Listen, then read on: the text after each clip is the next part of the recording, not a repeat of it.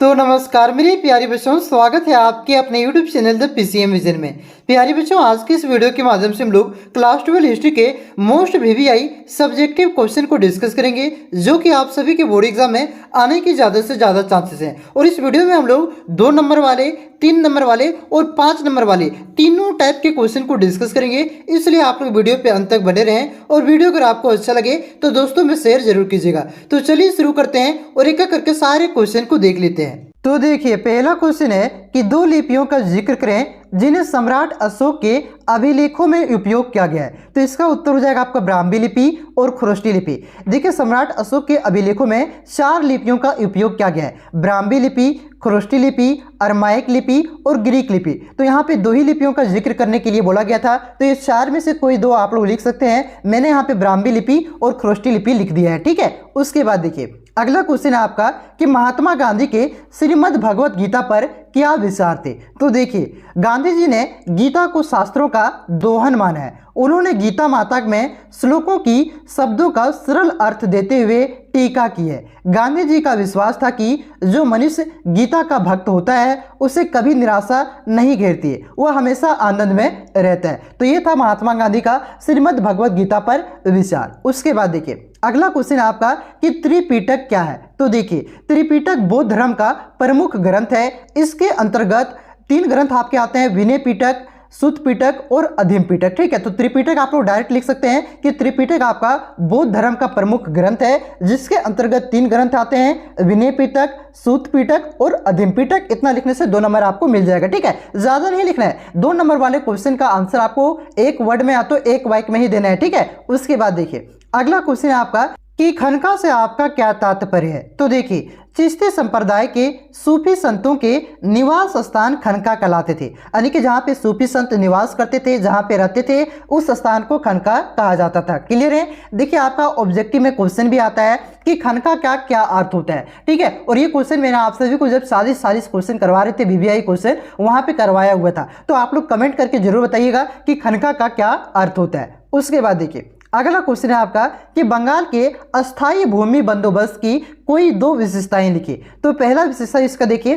कि सरकार के लिए निर्धारित राशि राजस्व का 10/11वां हिस्सा था और 1/10वां जमींदार के लिए था। मतलब कि जितना भी कर की वसूली जमींदार करते थे, उसका 10/11वां हिस्सा अंग्रेजों के पास जमा करते थे और 1/10वां हिस्सा क्या करते थे, अपने पास रखते थे। मतलब ये हुआ कि अगर 11 रुपये कर की वसूली करते थे, उठाया कर, टैक्स की वसूली करते थे, तो 10 रुपया का क्या करेगा, 10 रुपया अंग्रेजों के पास जमा किया जाता था और 1 रुपया क्या करते थे, जमींदार अपने पास रखते थे। ये इसकी पहली विशेषता हो गया। उसके बाद देखिए, दूसरी विशेषता है कि जमींदारों को उनके स्वामित्व में भूमि के उत्तराधिकार के लिए वंशानुगत अधिकार दिए गए थे। यानी कि जमींदार क्या होते थे, भूमि का मालिक होते थे। तो उस भूमि का मालिक उसके बाद कौन होगा, उसका बेटा होगा, फिर उसका बेटा होगा। इस प्रकार से क्या किया गया था, भूमि के उत्तराधिकार के लिए वंशानुगत अधिकार दिए गए थे। क्लियर है। उसके बाद देखिए, तीसरा इसका जो विशेषता है आपका कि अस्थायी बंदोबस्त 1793 ईस्वी में बंगाल के गवर्नर जनरल लॉर्ड कॉर्नवालिस के द्वारा बंगाल प्रांत में लागू किया गया था।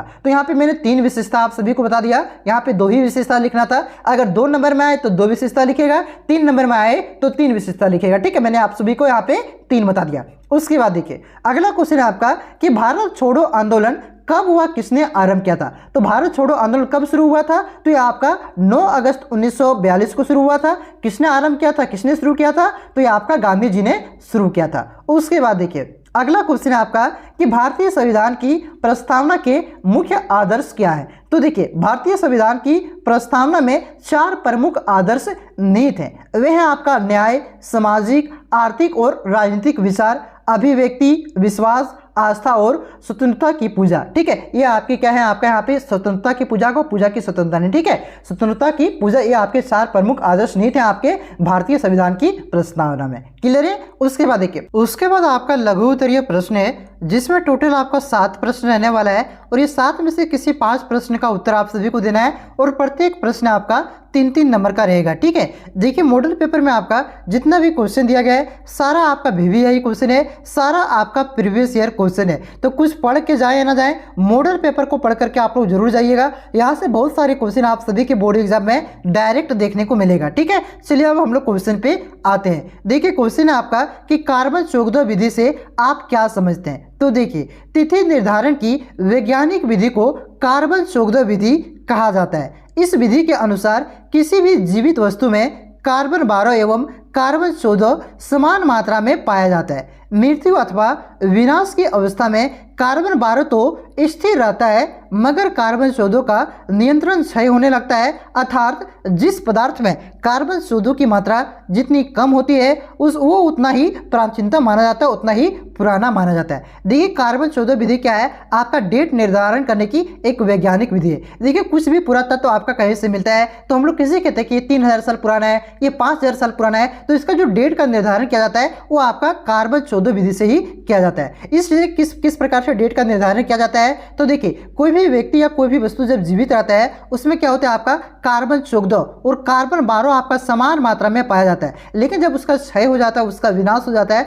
उसकी जब मृत्यु हो जाती है, तो कार्बन 14 क्या होता है, उस टाइम से वो घटना शुरू हो जाता है। ठीक है, तो जिसमें आपका कार्बन 12 की मात्रा में कार्बन 14 जितना ही कम मात्रा में पाया जाता है वो उतना ही प्राचीनतम माना जाता है, और यही विधि है आपका कार्बन 14 विधि। ठीक है, इतना लिखिएगा, आपको 3 नंबर मिल जाएगा। उम्मीद करते हैं अच्छा से समझ में आप सभी को आ गया होगा। क्लियर है? चलिए आते हैं अगले क्वेश्चन की ओर। उसके बाद अगला क्वेश्चन है कि गांधार कला की विशेषताओं पर प्रकाश डालें। तो देखिए, गांधार कला की मुख्य विशेषताएं, पहली जो इसकी विशेषता है वो है आपका कि गांधार कला का विषय भारतीय है तथा तकनीक आपका यूनानी है। ये हो गया आपका पहली विशेषता। उसके बाद देखिए, दूसरी जो इसकी विशेषता है कि गांधार कला की मूर्तियां प्रायः स्लेटी पत्थर से निर्मित है, यानी कि इस कला के अंतर्गत जितनी भी मूर्तियां बनाई गई है उसमें अधिकतर मूर्तियां आपका स्लेटी पत्थर से बनाए गए हैं। उसके बाद इसकी तीसरी जो विशेषता है वो कि इस शैली के अंतर्गत बुद्ध को सिंहासन पर बैठे दिखाया गया, यानी कि इस शैली के अंतर्गत, इस कला के अंतर्गत जितने भी बुद्ध की मूर्तियां बनाई गई है वो आपका इसमें बुद्ध को सिंहासन पर बैठे हुए दिखाया गया है। ये इसकी तीसरी विशेषता हो गया।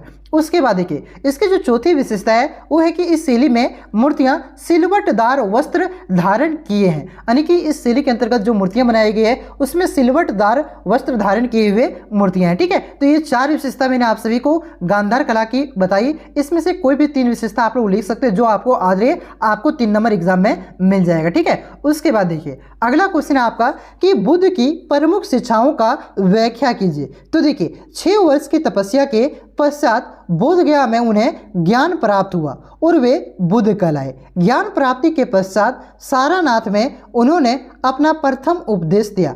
प्रथम उपदेश ही धर्म चक्र परिवर्तन कहलाता है। ठीक है, 6 वर्ष की तपस्या के बाद जो आपका गौतम है उसको ज्ञान की प्राप्ति होती है और फिर वह बाद में आपका बुद्ध कहलाते हैं। ज्ञान प्राप्ति के बाद उसे सारनाथ में पहला उपदेश वो देते हैं और इस पहला उपदेश को ही क्या कहलाता है, तो इसे धर्म चक्र परिवर्तन कहलाते हैं। इसे आप लोग याद रखिएगा, ऑब्जेक्टिव में पूछ देता है कि गौतम बुद्ध के जो आपका पहला उपदेश है उसे क्या कहा जाता है, तो धर्म चक्र परिवर्तन कहा जाता है। अब इसके शिक्षा को देखिए, गौतम बुद्ध ने उपदेश दिया कि पहला जो इसका उपदेश था कि संसार दुखमय है, यानी कि संसार में हर व्यक्ति को दुख है, ऐसा नहीं है कि किसी व्यक्ति को दुख नहीं है, संसार आपका पूरा दुखमय है, दुख के कारण भी है, यानी कि जो दुख है आपका उसका कारण भी है। तीसरा जो इन्होंने उपदेश दिया यानी कि शिक्षा दिया वो कि इन दुखों को पीछा छुड़वाने के लिए तृष्ण का विच्छेद आवश्यक है। ठीक है, ये इसका तीसरा उपदेश और तीसरा शिक्षा था। चौथा इन्होंने कहा कि दुख तिरोध मार्ग पर चलकर दुखों से बचा जा सकता है, यानी कि ये जो दुख है आपके संसार में सभी व्यक्तियों को इससे बचा भी जा सकता है। ठीक है, गौतम बुद्ध की शिक्षाएं 4 आर्य सत्य के नाम से जाने जाते हैं, यानी कि ये जो आपको 4 गौतम बुद्ध की शिक्षाएं थे, उपदेश थे, ये आपका 4 आर्य सत्य के नाम से भी जाना जाता है। ठीक है, दुख निरोध हेतु गौतम बुद्ध ने अष्टांगिक मार्ग पर चलने के लिए उपदेश दिया। ठीक है, कहा कि इस दुख से अगर आप पीछा छुड़वाना चाहते हैं तो आपको अष्टांगिक मार्ग पर चलना चाहिए, इससे आपके दुख आपका यानी कि कम हो जाएंगे, दुख आपका क्या होगा, आपका ये खत्म हो जाएगा। ठीक है, ये आपका गौतम बुद्ध की शिक्षाएं थी। चलिए अगले क्वेश्चन पे हम लोग आते हैं। उसके बाद अगला क्वेश्चन है कि बौद्ध धर्म के अष्टांगिक मार्ग के नाम बताइए। देखिए, गौतम बुद्ध ने अपने उपदेश में क्या कहा था कि जो संसार है आपका ये दुखों से भरा है, दुखमय है पूरा संसार, तो इस दुख से अगर आप मुक्ति पाना चाहते हैं तो इसके लिए गौतम बुद्ध ने 8 उपाय बताए थे, जिसे ये क्या कहा जाता है, अष्टांगिक मार्ग कहा जाता है। उसका नाम यहाँ पे आपको लिखना ज्यादा, इसकी व्याख्या नहीं करनी है। ठीक है, देखिए, दुख से मुक्ति के 8 उपायों को बुद्ध ने अष्टांगिक मार्ग कहा। तो पहला इसका क्या है, पहला है आपका ये साम्यक दृष्टि, पहला क्या है, साम्यक दृष्टि है। दूसरा आपका साम्यक संकल्पना है। तीसरा आपका है साम्यक वाक्य है और चौथा आपका साम्यक कामर थे। उसके बाद पांचवा है आपका साम्यक अजीब, और छठा है आपका साम्यक व्यायाम, और सातवां है आपका साम्यक स्मृति, और आठवां है आपका साम्यक समाधि। अगर इसका आप पालन करते हैं तो आप दुख से मुक्ति पा सकते हैं। यही आपका दुख से मुक्ति पाने का उपाय है गौतम बुद्ध के अनुसार, यही आपको लिखना है। ठीक है, उसके बाद देखिए अगला क्वेश्चन बहुत ही इंपॉर्टेंट क्वेश्चन है कि अकबर की धार्मिक नीति का वर्णन कीजिए। तो देखिए पॉइंट बना के आप लोग लिखिएगा। ठीक है, पॉइंट बना के लिखने से आपका एक भी नंबर नहीं कटेगा। जिस प्रकार से मैं यहाँ पे आप सभी को बता रहा हूँ उसी प्रकार से आप लोग पॉइंट बना करके लिखिएगा। तो देखिए पहला पॉइंट है आपका कि अकबर की धार्मिक नीति का मूल उद्देश्य सार्वभौमिक सहिष्णुता था, यानी कि सभी धर्म को बराबर देखना, किसी भी धर्म के प्रति कट्टर नहीं होना, ये इसका धार्मिक नीति का मूल उद्देश्य था। इसे सुलह एक कुल की नीति अर्थात सभी के साथ शांतिपूर्ण व्यवहार का सिद्धांत भी कहा जाता। ये पहला पॉइंट हो गया। दूसरा है आपका कि अकबर ने इस्लामी सिद्धांत के स्थान पर सुलह एक कुल की नीति अपनाई। जो देखिए अकबर तो आपका मुस्लिम था, तो जो इस्लामी सिद्धांत था उसके स्थान पर इन्होंने क्या अपनाया, सुलह एक कुल की नीति अपनाई कि सभी धर्म को बराबर लेकर के चलना है, शांतिपूर्ण सभी के साथ शांतिपूर्ण व्यवहार करना है। ठीक है, अपनाई नीति आई। 1582 ईस्वी में उन्होंने सभी धर्मों को सामंजस्य स्थापित करने के लिए तौहीद-ए-इस्लाम इलामी या दीन-ए-इलाही नामक एक नया पंथ परिवर्तित किया, यानी कि एक नया धर्म की स्थापना किया था, जिसे दीन-ए-इलाही धर्म कहा जाता है। और कब किया था, तो 1582 ईस्वी में किया था। उसके बाद देखिए इसका जो तीसरा पॉइंट है आपका, यहाँ पे चौथा हो गया, तीसरा होगा। ठीक है, कि अकबर की सुलह एक कुल की नीति राजनीतिक उदारता एवं धार्मिक सहिष्णुता के साथ साथ उसके उदारवादी संस्कृति दृष्टिकोण को भी प्रदर्शित करता है। तो ये हो गया आपका अकबर के धार्मिक नीति का वर्णन। ठीक है, 3 नंबर है, इतना ही आपको लिखना। 5 नंबर भी लिखिएगा, 5 नंबर भी इतना लिखिएगा तो फिर भी आपको 4 नंबर मिल जाएगा, क्योंकि ये आपका लगभग 100 वर्ड में है। ठीक है, चलिए आते हैं अगले क्वेश्चन की ओर। उसके बाद अगला क्वेश्चन है कि कबीर की शिक्षाओं की व्याख्या कीजिए। तो यहाँ पे थोड़ा सा छूट गया है, आप लोग इस प्रकार से आंसर दे लीजिएगा और लिखिएगा कि कबीर की शिक्षाएं निम्नलिखित है। ठीक है, उसके बाद आप लोग यहाँ पे आंसर स्टार्ट कीजिएगा पॉइंट बाय पॉइंट। ठीक है, इस प्रकार से अच्छा रहता है। तो देखिए पहला जो इसका पॉइंट है कि कबीर की शिक्षाएं प्रबल थी और प्रमुख धार्मिक परंपराओं को अस्वीकार करते थे, यानी कि जो भी आपका प्रमुख धार्मिक परंपरा है, मूर्ति पूजा है, इसको अस्वीकार करते थे, इसको वह नहीं मानते थे। ठीक है, उसके बाद देखिए दूसरा जो इसका पॉइंट है कि उनकी शिक्षाओं ने ब्रह्मवादी हिंदू और इस्लाम दोनों की बाहरी पूजा के विभिन्न रूपों का उपहास किया है। ये दूसरा पॉइंट हो गया। तीसरा पॉइंट है कि वे हिंदू मुस्लिम एकता का पाठ पढ़ाते थे, कि ये जो आपका हिंदू मुस्लिम है ये सारा आपका एक है, भगवान आपका एक है। ठीक है, उनका मानना था कि ईश्वर एक है, जिसके बस नाम अलग अलग है। उसके बाद चौथा पॉइंट है इसका, चौथा शिक्षा है इसका कि वह एक निराकार सर्वोच्च ईश्वर में विश्वास रखते थे। उन्होंने यह भी कहा है कि मोक्ष का एकमात्र मार्ग आपका भक्ति है या भक्ति का माध्यम से। उसके बाद पांचवा पॉइंट है, पांचवा शिक्षा इसका कि उन्होंने मनुष्य के भाईचारे को पाठ पढ़ाया, ये पाठ का भी प्रचार किया। वे जाति व्यवस्था का समर्थक नहीं था, ये जाति प्रथा जो आपका है, ठीक है, ये वो जाति से वो ये जाति से, उसका ये समर्थन नहीं करते थे और सभी को मिलजुल करके भाईचारा का पाठ पढ़ाते थे, सभी को मिलजुल करके रहे, ये इसकी शिक्षा थी। ठीक है, तो 5 पॉइंट मैंने आप सभी को बताया। 3 नंबर में आएगा तो 3 लिखेगा, 5 नंबर में आएगा तो 5 लिखेगा। ठीक है, उसके बाद देखिए अगला है आपका कि भारत में यूरोपीय उपनिवेशों की स्थापना के क्या कारण थे। तो देखिए भारत में यूरोपीय उपनिवेशों की स्थापना के निम्नलिखित कारण थे। पहला क्या कारण था, तो कच्चे माल की प्राप्ति। यूरोपीय देशों में व्यापारिक समृद्धि के फलस्वरूप उद्योगों के कच्चे माल की कमी को पूर्ण करने के लिए यूरोपीय देशों ने प्राकृतिक संसाधनों से परिपूर्ण भारत में उपनिवेश की स्थापना किया। देखिए भारत में शुरू से ही आपका क्या था, आपका प्राकृतिक संसाधन से परिपूर्ण था, तो यहाँ पे कच्चे माल की उपलब्धता बहुत ही ज़्यादा था। इस वजह से कच्चे माल की उपलब्धता को देखते हुए यूरोपीय ने यहाँ पे क्या था, उपनिवेश की स्थापना किया था। ये पहला कारण हो गया। दूसरा कारण है आपका कि निर्मित माल का खपत, यानी कि यहाँ से जो कच्चा माल ले जाते थे, आपका यूरोप में फैक्ट्री था ना, तो वहाँ पे जो माल आपका बनता था उसका खपत के लिए भी यहाँ पे क्या किया था, इन्होंने उपनिवेश की स्थापना किया था। ठीक है, तो वही लिखा हुआ है कि उद्योग की स्थापना एवं कच्चे माल की उपलब्धता से औद्योगिक उत्पादन तीव्र गति से बढ़ा, अतः निर्मित माल को खपाने के लिए भी उपनिवेश की स्थापना की गई। उसके बाद तीसरा पॉइंट है आपका प्रतिकूल जलवायु। जलवायु भिन्नता के कारण यूरोपवासी नवीन वस्तुओं से अभिनिग्ध थे। पूर्वी देशों के संपर्क से उन्हें आलू, तंबाकू, भुट्टा, गरम मसाले, चीनी, कॉफी, चावल आदि की जानकारी मिली, अतः अंग्रेज चाहते थे कि उन्हें एक ऐसा प्रदेश प्राप्त हो जहां इनकी खेती की जा सके, और भारत में तो इनकी आसानी से खेती की जा सकती थी। ठीक है, तो इस वजह से यहाँ पे उपनिवेश की स्थापना किया गया था। चौथा कारण है आपका समृद्धि की लालसा। विभिन्न देशों से आए यात्रियों ने भारत की संपन्नता एवं वैभव का वर्णन अपने वृत्तांत में लिखा, जिससे प्रेरित होकर के यूरोपीय यहाँ पे धन एवं वस्तुओं की प्राप्त करने के लिए आए हुए थे। जैसे भी और भी आपका जो विदेशी यात्री आए थे उन्होंने यहाँ पे यात्रा किया और देखा कि यहाँ पे बहुत ही ज़्यादा धन संपत्ति है, अपनी किताब में लिखा। तो अंग्रेजों ने यानी कि जो आपका यूरोपवासी थे उन्होंने पढ़ा और वहाँ से जो आपकी समृद्धि यानी कि धन की लालसा थी, इस वजह से यहाँ पे क्या किया, यूरोप यहाँ पे आपका उपनिवेश की स्थापना किया था। ठीक है, तो ये हो गया आपका आंसर। उसके बाद देखिए, उसके बाद आपका दीर्घ उत्तरीय प्रश्न है जिसमें टोटल आपका 5 प्रश्न है और ये 5 में से किसी 3 प्रश्न का उत्तर आप सभी को देना है। ठीक है, और प्रत्येक प्रश्न आपका 5-5 नंबर का है। तो चलिए अब हम लोग क्वेश्चन पे चलते हैं। देखिए क्वेश्चन है आपका कि हड़प्पा सभ्यता की नगर नियोजन प्रणाली की सविस्तार वर्णन कीजिए। तो देखिए हड़प्पा संस्कृति की सर्वप्रथम विशेषता नगर नियोजन ही है। हड़प्पा एवं मोहनजोदड़ो की खुदाई से प्राप्त अवशेषों के अध्ययन से समुचित नगर निर्माण का पता चलता है। इसका निर्माण एक सुनियोजित योजना के आधार पर किया गया था। हड़प्पा और मोहनजोदड़ो में 2 टीले मिले, पूर्वी टीला और पश्चिमी टीला। पूर्वी टीला पर नगर है और पश्चिमी टीले पर आपका दुर्ग स्थित है। दुर्ग का मतलब क्या हुआ, जिसपे हम लोग घर का हाथा नहीं देते उसी को क्या कहा जाता है, दुर्ग कहा जाता है। ठीक है, तो देखिए हड़प्पा सभ्यता की नगर निर्माण की प्रमुख विशेषता, पहली जो इसकी विशेषता है इसका सड़क है कि मोहनजोदड़ो की एक प्रमुख विशेषता उसकी सड़कें थी। सड़कें एक दूसरे को समकोण पर काटती थी, जिसके कारण नगर कई खंडों में विभक्त हो जाता था। सड़कें मिट्टी की बनी थी, लेकिन कहीं कहीं पर ईंटों के अवशेष भी पाई गई। सड़कों की साफ सफाई की समुचित व्यवस्था थी, यानी कि वहाँ पे जो सड़कें बनी गई थी वो बहुत ही सीधा होता था, एक दूसरे को समकोण पर 90 डिग्री पर काटता था, जिससे जो वहाँ के नगर थे वो खंड खंड में विभक्त हो जाते थे। ठीक है, और उसका जो सड़क था वो आपका मिट्टी का बना था, कहीं कहीं पे सड़कें आपका ईंट का भी बना हुआ है, ऐसा भी अवशेष प्राप्त हुआ है। ठीक है, ये होगी पहली विशेषता। उसके बाद देखिए दूसरी इसका स्नानागार।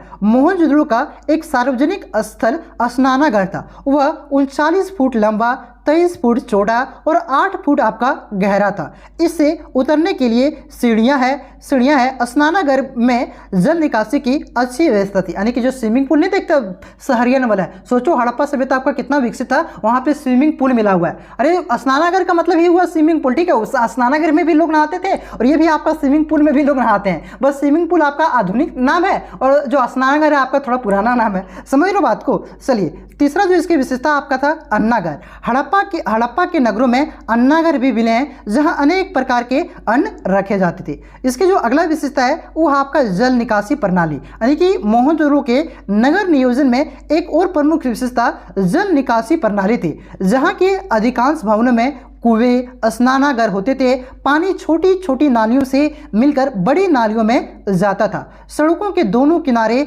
नालियां बनी थी। नालियां पत्थर अथवा शिलाओं द्वारा ढकी जाती थी तथा समय समय पर नालियों को साफ सफाई भी की जाती थी। तो वहाँ की जो नालियाँ थी वो आपका ढका हुआ नालियाँ था। वहाँ की मतलब जल निकासी की जो प्रणाली थी ना बहुत ही बेहतरीन था। छोटी छोटी नालियाँ आपका बड़ी बड़ी नालियों में जाकर के मिलता था और ये जो बड़ी नालियाँ है वो आपका शहर के बाहर चला जाता था। ठीक है, इस प्रकार से वहाँ की नालियाँ थी। ये आपकी नगर नियोजन की प्रमुख विशेषता था आपका सिंधु घाटी सभ्यता यानी कि हड़प्पा सभ्यता का। उसके बाद देखिए अगला आपका कि इतिहास लेखन में अभिलेखों के महत्व को पर प्रकाश डालें। तो सबसे पहले आपका अभिलेख के बारे में लिख देना है। ठीक है, तो देखिए कि प्राचीन काल में विभिन्न राजवंशों के द्वारा अपने राज्यादेश को पत्थर या ताम्रपत्र पर लिखने की कला अभिलेख कहलाता। अभिलेख का अध्ययन अभिलेख शास्त्र कहलाता है। ये पहले अभिलेख का डिफिनेशन हम लोगों ने लिख दिया। अब इसका जो महत्व है इतिहास लेखन में उसके बारे में यहाँ पे देखेंगे। ठीक है, देखिए इतिहास लेखन में अभिलेखों के निम्नलिखित महत्व है। पहला क्या इसका महत्व है, देखिए कि अभिलेख के द्वारा तत्कालीन भारत की राजनीतिक, सामाजिक, धार्मिक, आर्थिक स्थितियों के बारे में जानकारी मिलती है। मतलब जिस समय के जो अभिलेख प्राप्त होते हैं उस समय की वहाँ पे किस प्रकार से वहाँ की सामाजिक स्थिति थी, क्या आर्थिक स्थिति थी, क्या धार्मिक स्थिति थी, उसके बारे में जानकारी मिलती है। दूसरा जो है इसका महत्व कि अभिलेखों से तत्कालीन राजाओं के चरित्र, व्यक्तित्व व उनकी व्यक्तिगत रुचियों के पर भी प्रकाश पड़ता है। तीसरा जो इसकी विशेषता है वो कि कि इन अभिलेखों से तत्कालीन में राज्यों की सीमा का निर्धारण में मदद मिलता है। कोई कौन से राज्य का सीमा कहाँ तक था, किसका बॉर्डर कहाँ तक, ठीक है। तीसरी विशेषता होगी, तीसरा इसका महत्व हो गया। चौथा इसका महत्व है कि इन अभिलेखों से राज वंशावली की जानकारी भी मिलती होती है, जिससे इतिहास का काल कर्म निर्धारण में सहायता प्राप्त होती है। यानी कौन किसका बेटा था तो अभिलेख से भी ये पता चलता है, ठीक है। कौन सा राजा किसका बेटा था, फिर उसके बाद कौन राजा आया, ठीक है। इसके अभिलेख से भी इसकी जानकारी मिलती है, इसका यहाँ पे भी महत्व है। उसके बाद देखिए पांचवा इसका है कि राज्य शासन व्यवस्था की जानकारी, पदों व करों की जानकारी भी इससे मिलता है। उसके बाद इसके छठी जो है आपका कि अभिलेखों से उस समय की भाषाओं, उस समय कैसा भाषा था उसके बारे में ज्ञान पर भी प्रकाश पड़ती है। उदाहरण के लिए गुप्त काल के पहले के जितने भी आपका अधिकतर अभिलेख है वो आपका प्राकृत भाषा में मिलते हैं, और गुप्त उत्तर यानी कि गुप्त काल के बाद की जो अधिकतर अभिलेख है आपका वो संस्कृत भाषा के मिलते हैं। तो इससे आपका जो अभिलेख है उससे ये पता चलता है कि उस समय की भाषा क्या थी, ठीक है। इसके बारे में ये अभिलेख से आपका जानकारी मिलता है। तो ये आपका इतिहास लेखन में अभिलेख का महत्व हो गया। इतना लिखिएगा आप लोग, कोई भी 5 पॉइंट यहाँ पे आपका मैंने 6 पॉइंट बता दिया है, यहाँ पे कोई भी 5 पॉइंट आप लोग लिखिएगा, इससे आपको 5 में से 5 नंबर मिल जाएगा। और इसी प्रकार से पॉइंट बना करके आपको लिखना है, ठीक है। उसके बाद देखिए अगला क्वेश्चन आपका कि 1857 की क्रांति की असफलता के कारणों का वर्णन कीजिए। तो देखिए यहाँ पे 1857 की क्रांति की असफलता के निम्नलिखित कारण थे। क्या क्या कारण था, तो देखिए पहला जो आपका पॉइंट है कि किसी समान उद्देश्य को सामने रख करके सुनियोजित ढंग से विद्रोह का संचालन ना हो पाना। देखिए यहाँ पे जितने भी लोग लड़ रहे थे, जैसे आपका झांसी की रानी हो गया, बहादुर शाह जफर हो गया, ये सब सारा अपने उद्देश्य के लड़ रहे थे। किसी का सभी का उद्देश्य आपका समान उद्देश्य नहीं था कि अंग्रेजों को भगाना है, सारा अपना उद्देश्य के लिए लड़ रहे थे। झांसी की रानी क्यों लड़ रही थी, क्योंकि उसका जो राज्य था आपका झांसी वो अंग्रेजों ने हड़प नीति के तहत हड़प लिया था। बहादुर शाह जफर क्यों लड़ रहे थे, क्योंकि अंग्रेजों ने उसका पेंशन रोक दिया था, ठीक है। तो सभी कोई आपका अपने उद्देश्य के लिए लड़ रहे थे, किसी खास समान उद्देश्य के लिए नहीं लड़ रहे थे। इस वजह से असफल होने का एक कारण ये भी था, ठीक है। उसके बाद देखिए दूसरा आपका उचित सशक्त नेतृत्व और मार्गदर्शन का एवं संसाधनों की अभाव, आधुनिक शास्त्रों एवं अस्त्रों का अभाव। यानी कि वहां पे जो नेतृत्व था 1857 का, कोई खास व्यक्ति इसका नेतृत्व नहीं कर रहा था, सब अपना मनमर्जी से लड़ रहा था। ये यहाँ से लड़ रहा है, वो वहां से लड़ रहा है, कोई कैप्टेंसी यहाँ पे एक तरह से कर सकते हैं, इसका नेतृत्व नहीं कर रहा था। जिस प्रकार से असहयोग आंदोलन का नेतृत्व आपका गांधी जी ने किया था, ठीक है। उस मतलब क्या हुआ, आधुनिक भारत में जो आंदोलन हुए अंग्रेजों के खिलाफ वो गांधी जी ने नेतृत्व किया। तो ठीक इसी प्रकार से जो 1857 की क्रांति हुई थे उसमें आंदोलन का नेतृत्व करने के लिए कोई खास व्यक्ति नहीं था, इस वजह से असफल होने का एक कारण भी माना जाता है। उसके बाद है ऊपर हिंदू मुस्लिम एकता और भीतर उनका बेटा होना, मतलब यहाँ पे बटा होना, ठीक है, बेटा नहीं बटा होगा, ठीक है। तो मतलब ऊपर क्या था, हिंदू मुस्लिम एक था, लेकिन वो क्या था, अंदर में ये बटा हुआ था, एक कारण ये भी था, ठीक है, यहाँ पे बटा होगा। उसके बाद देखिए अगला है आपका कि आंदोलन में अखिल भारतीय व्यापकता और जन समर्थन का अभाव। यानी कि जो 1857 का क्रांति था ये आपका सिर्फ उत्तर भारत में ही था, ये आपका दक्षिण भारत में नहीं था, ना ही आपका राजस्थान के क्षेत्र में था। यानी कि देखा जाए तो ये पूरे भारत ये में व्यापक स्तर पर नहीं था, यहाँ पे जन समर्थन की कमी था, एक कारण ये भी आपका असफल होने का, ठीक है। उसके बाद देखिए पांचवा पॉइंट है कि दक्षिण भारत राजस्थान आदि क्षेत्रों में इससे पूर्णतः अछूता रह जाना। उसके बाद देखिए इसका छठा पॉइंट है कि अधिकांश राजाओं, जमींदारों और तुलकदारों के द्वारा विद्रोह का दमन में अंग्रेजों का साथ देना। नहीं कहते हैं कि घर पुठे गवार लुटे, तो जो यहाँ के ही आदमी थे उन्होंने क्या किया था, जो विद्रोह किया था उसका साथ नहीं दे रहा था, वो अंग्रेजों के साथ दे रहे थे। इस वजह से 1857 की क्रांति असफल हुआ था, एक कारण ये भी था। उसके बाद सिखों और गोरखा सैनिकों की मदद से आंदोलन को कुचल देने के लिए अंग्रेजों की कूटनीति, ठीक है, तो ये भी एक कारण आपका था जिससे 1857 की क्रांति आपका क्या हुआ था, असफल हुआ था। इस प्रकार अंग्रेजों ने फूट डालो राजगुरु की कूटनीति की असफलता आदि के कारण भारत का यह मुक्ति आंदोलन असफल कर दिया। यानी कि भारत से अंग्रेजों को हटाने का यह आंदोलन जो था ये आपका असफल हो गया। ये 7 कारण मैंने आप सभी को बताया, कोई 5 कारण आपको लिखना है 5 नंबर में, ठीक है। उसके बाद देखिए उसके बाद अगला क्वेश्चन है कि स्वाधीनता आंदोलन में गांधी जी की भूमिका पर प्रकाश डालें। तो देखिए देश की आज़ादी में कई स्वतंत्रता सेनानियों ने अपना योगदान दिया, लेकिन गांधी जी की भूमिका निम्नलिखित है। तो पहले क्या है, देखिए कि चंपारण सत्याग्रह भारत का पहला नागरिक अवज्ञा आंदोलन था जो बिहार के चंपारण जिले से महात्मा गांधी की अगुवाई में 1917 को शुरू हुआ था। उसके बाद देखिए दूसरा पॉइंट है आपका असहयोग आंदोलन। अप्रैल 1919 में हुए जालियांवाला बाग हत्याकांड के बाद अंग्रेजों की दमनकारी नीतियों के खिलाफ 1 अगस्त 1920 को महात्मा गांधी के द्वारा असहयोग आंदोलन की घोषणा किया गया। तीसरा पॉइंट है आपका नमक सत्याग्रह। महात्मा गांधी ने 12 मार्च 1930 को अहमदाबाद स्थित साबरमती आश्रम से दांडी गांव तक 24 दिन तक पैदल मार्च निकाला, ठीक है, और ये यहाँ पे नमक कानून को जाकर के तोड़ा था। तो ये हो गया आपका नमक सत्याग्रह, ये तीसरा पॉइंट। उसके बाद देखिए चौथा पॉइंट आपका दलित आंदोलन। महात्मा गांधी जी ने 8 मई 1933 से छुआछूत विरोधी आंदोलन की शुरुआत की। इस दौरान महात्मा गांधी ने आत्मशुद्धि के लिए 21 दिन का उपवास किया था। उसके बाद देखिए पांचवा जो पॉइंट है आपका भारत छोड़ो आंदोलन। 9 अगस्त 1942 को गांधी जी ने भारत छोड़ो आंदोलन की शुरुआत किया। तो इस प्रकार से जो इतना जो आंदोलन किया गया था, इस प्रकार से कह सकते हैं कि जो भारत की जो स्वाधीनता आंदोलन था, इसमें महात्मा गांधी की जो भूमिका थी वो आपका बहुत ही बड़ी भूमिका थी, ठीक है। उसके बाद देखिए उसके बाद अगला क्वेश्चन है कि आधुनिक भारत के निर्माण में डॉक्टर BR अम्बेडकर की देन का मूल्यांकन कीजिए। तो सबसे पहले इसके सामाजिक और धार्मिक योगदान को देखते हैं, ठीक है। तो देखिए यहाँ पे लिख लीजिएगा इस प्रकार से कि सामाजिक एवं धार्मिक योगदान। तो देखिए मानवाधिकार जैसे दलित एवं दलित आदिवासियों के मंदिर प्रवेश, पानी पीने, छुआछूत, जाति प्रथा, ऊंच नीच जैसी सामाजिक कुरीतियों को मिटाने के लिए कार्य किए। यानी कि जो आपका जो छोटी जाति है, जो दलित जाति ST SC के साथ जो भेदभाव होता था, तो इसको मिटाने में एक महत्वपूर्ण कार्य किया था आपका भीमराव अम्बेडकर ने। ये पहला हो गया। उसके बाद देखिए दूसरा आपका है आर्थिक, वित्तीय एवं प्रशासनिक योगदान दिया था इन्होंने, उसके बारे में लिखना है। तो देखिए इस प्रकार से लिखेगा कि आर्थिक, वित्तीय और प्रशासनिक योगदान देकर के डेस दीजिएगा कि भारत में रिजर्व बैंक ऑफ इंडिया की स्थापना, डॉक्टर अम्बेडकर की रचना, इनके द्वारा जो पुस्तक लिखा गया था आपका रुपए की समस्या, उसका उद्भव और प्रभाव, और भारतीय चलन व बैंकिंग का इतिहास, ठीक है। ये जो 2 पुस्तक लिखा गया था, ये 2 पुस्तकों उसके आधार पर ही आपका हिल्टन यंग कमीशन के समक्ष उनकी जो सर्च थी, उनकी जो आपका कह सकते हैं एक तरह से जो आपका नॉलेज था किताब में लिखा था, उसी के आधार पर क्या किया गया था 1935 में आपका रिजर्व बैंक ऑफ इंडिया की स्थापना किया गया था। तो आर्थिक और वित्तीय एवं प्रशासनिक क्षेत्र में इस प्रकार से उन्होंने योगदान दिया था। उसके बाद है आपका संविधान निर्माण। संविधान निर्माण में इसके जो आपका योगदान था उसके बारे में तो आप लोग जानते ही होंगे कि उन्होंने समता, समानता, बंधुता एवं मानवता आधारित भारतीय संविधान को 2 साल 11 महीना और 18 दिन में तैयार करने में अहम भूमिका निभाया था। भीमराव अम्बेडकर प्रारूप समिति के अध्यक्ष थे और भारत के पहले कानून मंत्री भी रहे थे। तो यह आपका भीमराव अम्बेडकर का आधुनिक भारत के जो आपका था निर्माण में महत्वपूर्ण योगदान था, उसके बारे में मैंने यहाँ पे आप सभी को बताया। तो इस प्रकार से मैंने आप सभी को जो इंपॉर्टेंट सब्जेक्टिव क्वेश्चन था वो आप सभी को बता दिया। अभी कुछ देर के बाद आपका मैप वाला क्वेश्चन का वीडियो अपलोड होगा, उसे भी आप लोग देख लीजिएगा। साथ ही साथ और भी सब्जेक्टिव क्वेश्चन का वीडियो अपलोड होगा, ठीक है। तो सारे वीडियो को आप लोग देखिएगा, तभी आपका एग्जाम में क्वेश्चन भिड़ने की संभावना रहेगी, ठीक है। चलिए मिलते हैं नेक्स्ट वीडियो में, तब तक के लिए जय हिंद, जय भारत, जोहार झारखंड।